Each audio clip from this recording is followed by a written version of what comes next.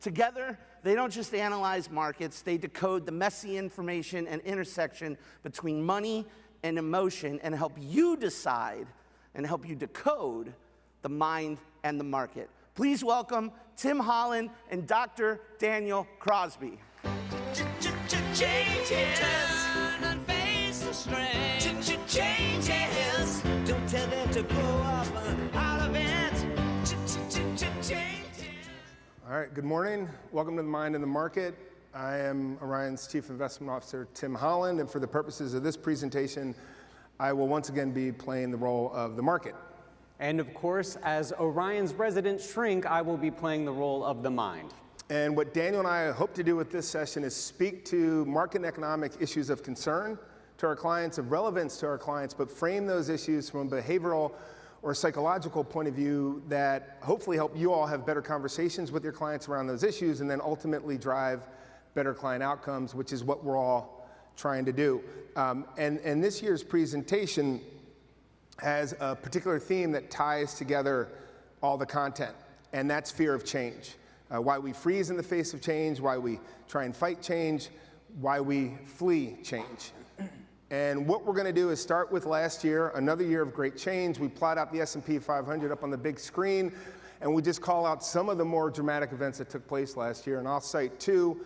One is DeepSeek and the AI model that upended the AI trade earlier in the year, and then unprecedented change around U.S. trade and tariff policy aligned with Liberation Day. And despite those changes and other changes that we faced as we went through 2025, the market still gave us about 18% per the S&P 500. And that's probably worth keeping in mind as we think about 2026, in a year where the Supreme Court has already upended or changed trade policy again. And Wall Street, our profession, is trying to understand just how AI will disrupt, if not disintermediate, different parts of the economy. So, Daniel, change, it's the one constant.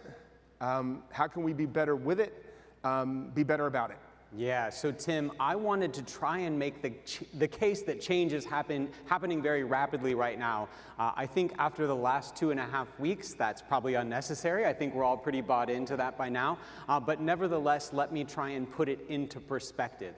So the uncertainty index, which is an index of mentions of the word uncertainty in the popular media and associated words, just hit its all-time high last week, eclipsing its previous high of March of 2020. Wow. To put into perspective where we're at and how flustered people are feeling.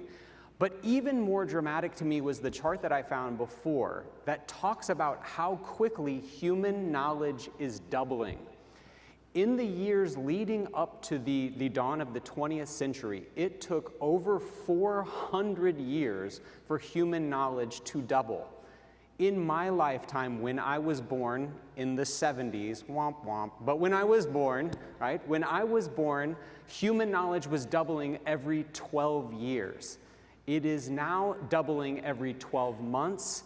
In the next year or two, it is expected to double every 12 hours. Wow. Literally, what we know on Monday and what we know on Friday will be dramatically transformed. What has not changed, Tim, though, is our ability to cope with all this change. We are still working with a very old operating system in the human brain that has not had an upgrade in millennia. Yeah. And so we need to understand how our clients are going to react to the changes that are absolutely everywhere. And there's three typical human responses to periods of change like the kind that we've been talking about and like the kind that Natalie just talked about as she made a compelling case for how dramatically things are changing. There's three things that we do, and this will sort of form the skeleton of our conversation today. The first thing that we do is that we freeze. We hope that if we stand still enough and just don't mention it, that the change will go away. The second thing that we do is fight, that we actively try and punch our way out and rationalize our way out of the changes that we're seeing. And then the final thing that we do is that we flee. We run far away. We think that safety is found in distance. So Tim, what I want to do is, for each of these, I want to speak to it, maybe give a business case example of these three, talk about the psychology behind it, and then have you do what you do, which is talk about the market reaction to this. So let's talk about the classic business case for freezing up, which is, of course, Nokia. And I assume that none of you are in the audience playing Snake on your Nokia phone right now, right? And the reason you're not doing that is because they froze. It's not for lack of knowledge of what was coming. We know from internal memos. They saw the app-based economy coming. They saw touchscreens coming. And they just had a bunch of meetings. They sent a bunch of emails. They built a bunch of committees. But ultimately, they didn't do much. So why do we freeze as a human family? Well, we freeze for one very fundamental reason that I want you to understand so you can see this in yourself and in your clients. The brain treats change as a loss in all conditions. Okay. Tim, we are about to see some amazing breakthroughs in health and wellness, on longevity and reversing aging. Just this week, incredible research came out about our ability to turn back the clock. It doesn't matter. We experience that, at least initially, as a loss for a very specific reason. And it's because you are not wired to optimize your life. Your brain has wired you to make your life easy. You are wired for cognitive ease. Your brain is tiny. It's just 2 to 3% of your body weight, but it accounts for nearly a quarter of all the calories you burn in a given day. We are always looking for ways to think less, to do less, and be a little bit more cognitively lazy. So one of the ways that we do that is we just freeze up. We become paralyzed. So even good change can throw us for a loop. That's absolutely. That's fascinating stuff. So to Daniel's point, we're going to try and tie that back to what we do from an investment or portfolio construction or asset allocation point of view. And when we think about freeze in the face of change, we think about portfolios kind of being out of whack, out of step, a narrative becoming so powerful, so compelling that we kind of stick with it maybe a little too long, and our clients end up in a spot that they maybe shouldn't be in. And so we're going to jump off with Back to the Future 2, 1989, Marty McFly, Doc Brown, the great Christopher Lloyd, and the great Michael J. Fox, because that movie, when it was released, coincided with an interesting point in time, an inflection point vis-a-vis global capital markets and the global economy. And on the left-hand side, we plot out the market dynamic, which is, and this may be hard for some of us to believe, 30 some odd years ago, Japanese equities accounted for 40% of the world's total market capitalization, 10 full points more than the US. And if you go back to the future, if you go back to Back to the Future 2, Marty McFly is fired by his boss who runs a Japanese conglomerate. And Japan was ascendant, and Japanese conglomerates were buying up Rockefeller Center and Pebble Beach and so on and so on. And the land under the Imperial Palace in Tokyo was apparently worth as much as the entire state of California. But Japan was on the cusp of 3 bubbles bursting almost simultaneously: credit, real estate, and the stock market. And if you look on the right-hand side of the big screen, you'll see that over those last 35 some odd years, US equities have given you a return of 7,000%, and Japanese equities have given you a return of about 2,000%. So again, we can kind of get out of balance, and our clients can get out of balance. Another example closer to here at home, we're as a team optimistic on the US economy, optimistic on US equities, but I'm not breaking any news when I say US markets have done exceptionally well. So if you start with a classic 60-40 portfolio, the S&P 500, the BAG on the left-hand side 10 years ago, all of a sudden your equity exposure, because stocks have done so well, is 83%. Now I know we rebalance, we monitor portfolios, but not everyone does. And even over 5 years, because of the gains on the equity end of the spectrum, that exposure has gone from 60 to 75. So again, something to keep in mind. And again, we're not bearish on US equities, but if you consider this point in time, US household exposure to stocks is higher than it's ever been. That's what we plot out on the left-hand side of the screen, at almost 50% of total assets. And the S&P 500, again, not breaking any news, trades at about 22 times earnings, and the cyclically adjusted PE ratio is near an all-time high. So again, we build portfolios, we think about the markets, things work, which is fantastic, but portfolios can get stuck, or they can sort of get frozen. And then finally, when those inflection points happen, they can happen pretty quickly, right? And so as a team, we went overweight the rest of the world early in 2025, and that decision was a prescient one. And if you think about international stocks, 2 years ago, they gave you about 4%. That's the circle on the lower left. Last year, they were up 32%. And as we sit here in late February, the MSCI EAFE index is up 10%. The S&P 500 is up about 2%. So again, I know we do this, but revisiting those portfolios, not getting too caught up in a particular narrative, not letting our clients' portfolios get stuck or frozen, super important. Yeah, so this second human response to change is to try and fight our way out. And I gotta say, Tim, this is my favorite of the 3 stories here. This is the story of Kodak. And normally when we think about business obsolescence or a business sort of going out of business, it's because they didn't act quickly enough, they didn't see the future, they didn't do enough. Kodak actually invented the future. They saw where the puck was going and they skated there and they built the digital camera that eventually became their undoing. But after they built it, they said, oh no, this is gonna threaten our core business, and they actively sought to tear down arguably their greatest creation. They tried to torpedo arguably their greatest creation. And this is a very human thing to do, because not only do we experience change as a loss in nearly every situation, we experience change as a threat. You know, Natalie did a really great job of talking about how in times of change, we are brought to a crossroads. Your reactions in times of change determine whether you will be ascendant or whether you will lose, right? And this is forms some real cognitive dissonance. We realize that we have to change our behavior. But again, we're lazy, Tim. We're cognitively lazy, and it's much easier to not change our behavior, but instead to change our minds, and in a period of cognitive dissonance. And we do this through something called motivated reasoning.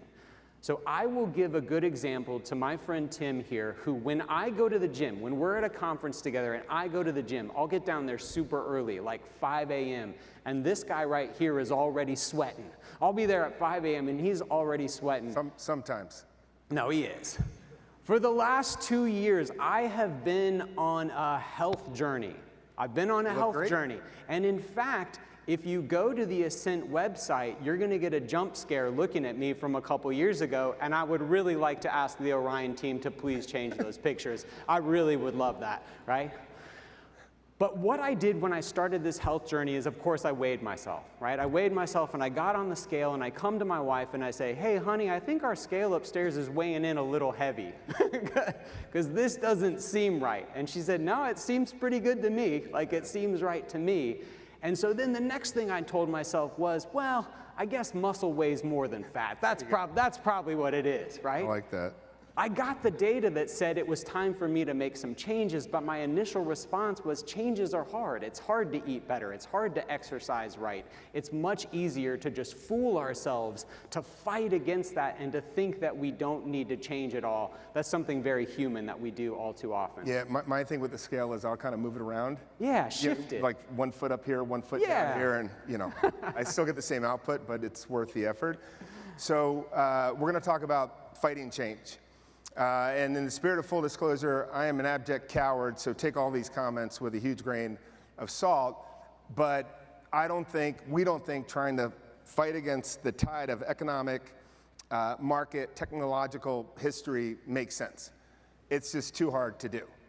Now, if you're Chuck Norris, and you have Chuck Norris's superhuman strength and mental acuity, it's a different story.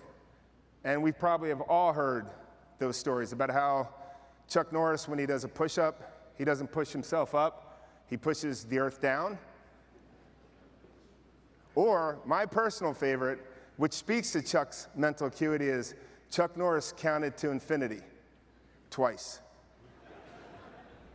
Anyway, so assuming Chuck's not in the room, let's move on and talk about the idea of fighting change. And the way we like to think about it from an investment point of view is, you know, when the facts change, right? To Daniel's point, sometimes the world is different. And so we've got a couple examples that we want to call out from an economic and a market point of view. The first would have to do with energy, right? So if you go back 20 some odd years ago, going into the Great Recession, the price of West Texas, which is the line at the top of the graph on the left-hand side of the screen, was working its way to $140 a barrel. And so the Great Recession really was about commercial and residential real estate, but energy had a big role to play, spiking energy prices and tipping the economy into recession. And the bottom half of that graph speaks to US production, which fell to about 4 million barrels a day just as the economy was rolling over. A modern era low for the US. And some smart folks on Wall Street, smarter than me, thought oil was going to go to $200 a barrel, which would have absolutely crippled the economy into what was going to be a very severe recession. And what happened? Fracking happened.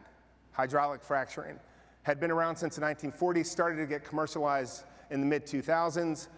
And if you fast forward 20 years, and I know you all know this, the US went from pumping 4 million barrels of oil a day to 14 million. We are the world's largest producer of crude and natural gas. We are the world's energy superpower. The price of West Texas never came close to $140 a barrel, trades hands in the low 60s today. And from an asset allocation point of view, and energy is having a great year to date. If you look on the right-hand side, if you invested in the S&P X energy at that point in time, you would have made over 500% return. If you invested in the energy sector, you would have made about 130%. So again, these disruptive technologies, these structural shifts in markets come along. They can be hard to recognize right away, but if you keep an open mind, you can recognize them, and then you can decide what to do next. Another example would be, I learned last night during rehearsal, you really don't have to point this thing anywhere. You can point it anywhere. And bear with me. There we go. Let's talk Taxi. Both the TV show starring the great Christopher Lloyd as Reverend Jim Ignatowski and Taxi medallions. You know, I think this is the first presentation, and we've given a lot of these, where I have 2 pop culture references tied to the same actor, but in different roles.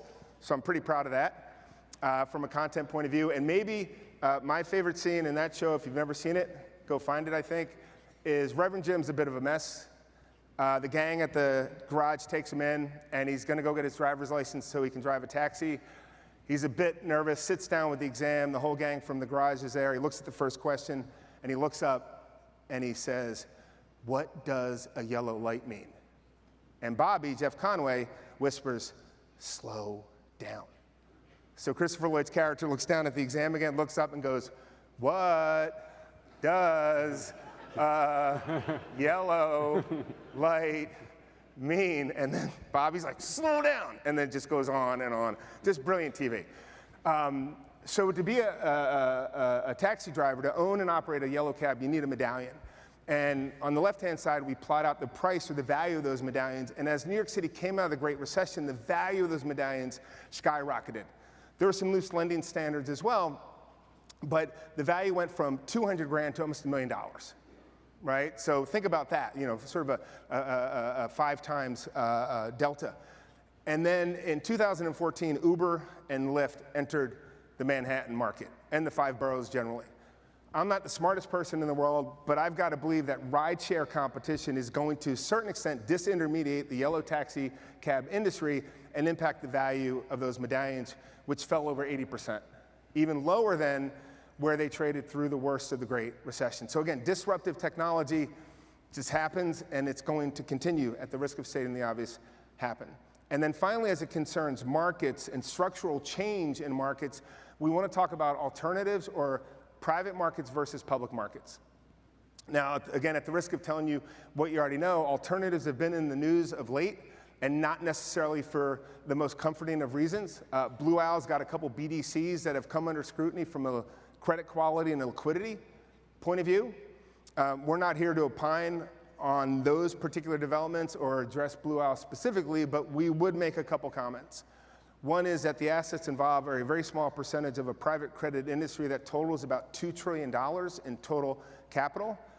We don't have any exposure to those vehicles in our platform, and we think it's just a reminder of the value and the importance of working with an advisor and working with experts when you're investing in private or public markets. That due diligence is so is so important. But we also don't think that some of the concerns around private markets justify, with all due respect, just completely shunning or not thinking about private markets, because the structural changes that have taken place, public to private, are massive. I'm sure you know this. And again, that change is already is unfolding and should continue to unfold. And I would just call out a couple examples. So on the left-hand side, if you just look at alternative assets under management, you go back about 15 years, somewhere around $4.5 trillion. By most accounts, that number is going to be closer to $25 trillion in a couple years' time, right? Massive growth, in particular in private equity and in alternative investment vehicles like hedge funds.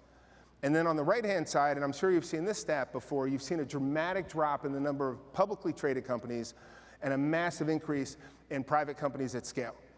So if you go back several years, there are about 8,000 listed stocks. There's somewhere around 4,000 today. So again, at the risk of telling you what you already know, why this is important to us and our clients is there's a tremendous amount of wealth being created in private markets. And that means if we're not at least thinking about private markets or participating in private markets, we're not participating in that capital appreciation. And I think if you look at some of those mega cap tech companies, where they started and where they are today, that really kind of brings that point home. So on the left-hand side of the screen, we plot out Microsoft, Amazon, Alphabet, right, the old Google, Meta, the old Facebook, and then three AI plays that may go public this year: OpenAI, Anthropic, and SpaceX, which is a little bit of everything. So Amazon came public about 30 years ago with a market cap that was sub 500 million, which means 30 years ago you could buy Amazon on a split-adjusted basis for pennies a share. Since that time, Amazon is up, as a public company, 244,000%. So Jeff Bezos, like or dislike him or the business models, created tremendous wealth in the public markets that folks like us could participate in. If you think about some of those AI companies that may go public this year, by most accounts, they're going to go public worth more than $350 billion. So most of that wealth is going to be created in private markets, which means we as average retail and individual investors don't have a chance to participate in that. And I just think that's something that we have to think about. I know we are, and I also think that is a trend. If you look at assets and sort of the structure of markets, that's going to be with us for a very long time. So I'll close with a quote from John Maynard Keynes before I turn it over to my friend Daniel Crosby.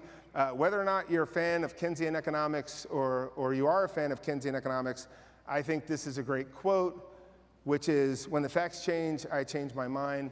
What do you do, sir? So just something to keep in mind as we navigate an ever-changing world. Daniel, why we flee?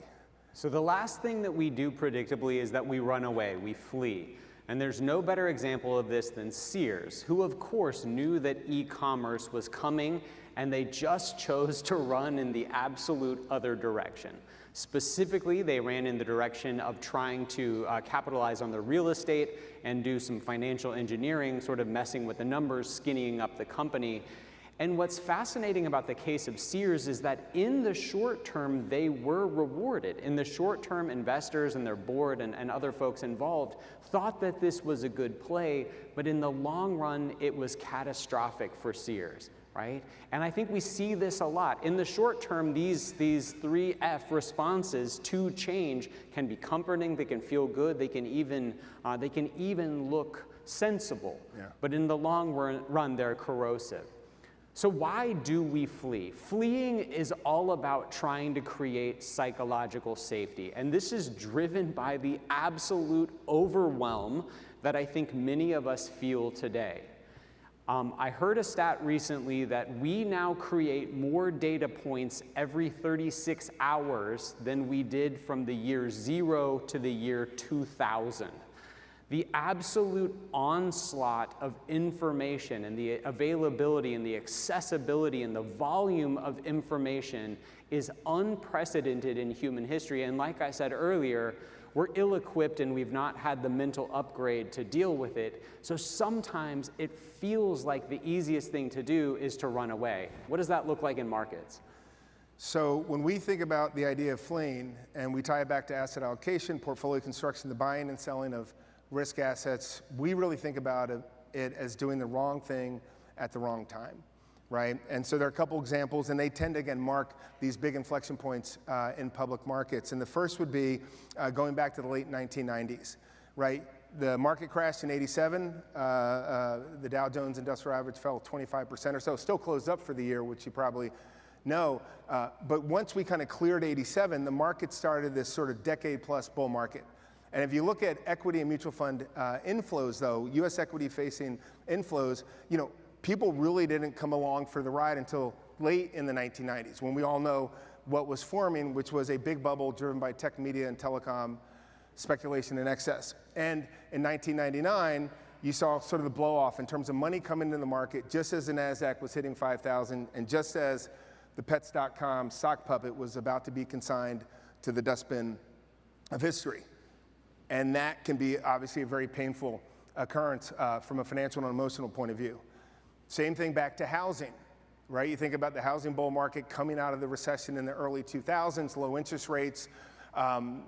People started to speculate. Home flipping became part of sort of the national vocabulary. And what you saw, and we plot this out, is sales of existing homes started to escalate early in the 2000s, hitting over 6 million in 2005. You know, and we've gotten nowhere close to that 20 years later. And on the same graph, we plot out price appreciation. And home prices increased nationwide 13% in 2005, an unsustainable rate of change for that asset class. And unfortunately, most people and a lot of people on leverage decided to participate in that, doing the wrong thing at the wrong time. And it can also work the other way, sticking with that decade, the Great Recession, 2007 into 08, and then early 09, we just plot out the S&P 500. We all remember that period. We remember the angst and the fear shot through markets. The S&P 500 fell about 60% peak to trough. And we plot that out on the screen, and then sort of the gains coming out of the Great Recession. The bottom half of the graph, though, looks at volume.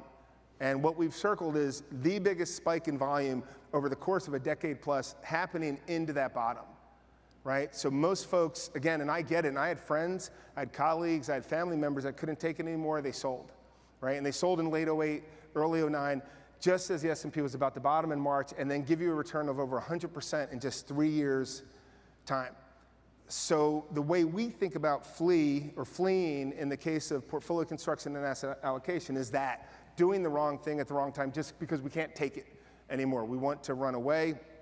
And I will close out my comments in this section before handing it to Daniel to take us home with one of my and our team's favorite charts, and you've probably seen it before, but you just go back 20 years in time, and you put $10,000 in the S&P, so we're going back to the mid-2000s, and what does it turn into? You know, you go through the Great Recession, the European debt crisis, the pandemic, and a whole bunch of other challenges along the way, and that 10 grand turns into about $70,000.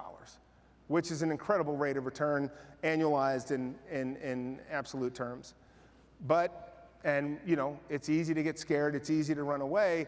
If you take that 10 grand and you try and get in on the market, you flee at the worst possible time, and you miss just, and this is an astounding stat to me, you miss just the 40 best trading days over 2 decades, less than 1%, almost close to just 0.5% of all trading days. Your 10 grand is now worth $8,000 instead of $70,000. And that, for me, is a data set that puts in sharp relief the idea that when we want to flee, sometimes we better not flee. So Daniel, take us home. Yeah, all of this, of course, begs the question, Tim, what do we do about this? And I want to give the folks 3 practical things that they can do to inform the way that they connect with and communicate with their clients. One thing that we need to understand in the mind of the consumer, in the mind of the investor right now, is that people are feeling an incredible loss of agency. Yeah. It's feeling like all of this is happening to them. I didn't ask for all this change. I didn't ask for the world to start spinning this fast. They're feeling a loss of control. They're feeling a loss of agency. We don't want to pile on there by commanding them or being very emphatic and telling them what they have to do. One of the things that we can do more powerfully is to make them a co-traveler, a co-creator. We can narrow down the universe of options to 2 equally admirable paths and say, hey, which path would you like to walk together, right? Make them a co-traveler on that journey. The second enemy of good behavior change that I want to talk about is trying to do too much too fast. Why is it that only 18% of people achieve their New Year's resolutions? Mine are a distant memory at this point. I couldn't even tell you what they were. Why is it that we're so bad at this? A lot of times we try and do too much too fast. We've been sitting on our couch for a year, and so we decide on December 31st that we're going to run a marathon this year, and on January 1st, we run 9 miles. On January 2nd, we're a little tight, so we run 5 miles, and on January 4th, we have shin splints, and we never do it again, right? We tried to do too much too fast. The best thing that we can do for our clients is to get them on the path. A behavior in motion tends to stay in motion. A behavior at rest tends to stay at rest. If you want them to make a change, take that end goal, subdivide it into 10 tiny little bite-sized pieces, get them on the path by asking them to do that first small thing. And then the last thing is, again, that clarity beats completeness. There is just so much information coming at them right now. You are their guide to what matters and what doesn't. There is an incredible amount of noise out in the world today. You are that noise filter for them. With my last slide here, I want to make a little bit of a plea to you, because this is different than previous talks. This is year 7, I believe, for us together on this stage. And usually when we're here talking to you, what we're saying is, look, you're in the driver's seat, you're the expert, here are these lessons that you can take down to your clients, right? The message today is a little bit different, and it asks a little bit more of you. Because the tricky thing about it is these 3 responses to change that we've talked about apply to us as universally as they do our clients, right? And I think Natalie made a really, really compelling case in her opening remarks that the way that we choose to adopt change and to embrace change is going to be critical in determining the winners and sorting the winners from the losers in this time period. Change in your mind, it tells you 3 lies. It tells you that if you freeze, if you stand still enough, it'll just go away. But we are encouraging you to put your surfboard in the water and to get out there and try and ride the waves, right? Fighting tells you that if you fight hard against it mentally, if you punch your way out, then maybe you can defeat this change. But we are telling you to humble yourselves, right? To embrace this change and to seek it out. Fleeing tells us that we can run away, that we can avoid it if we get far enough away from it. We are telling you to run into the fight, right?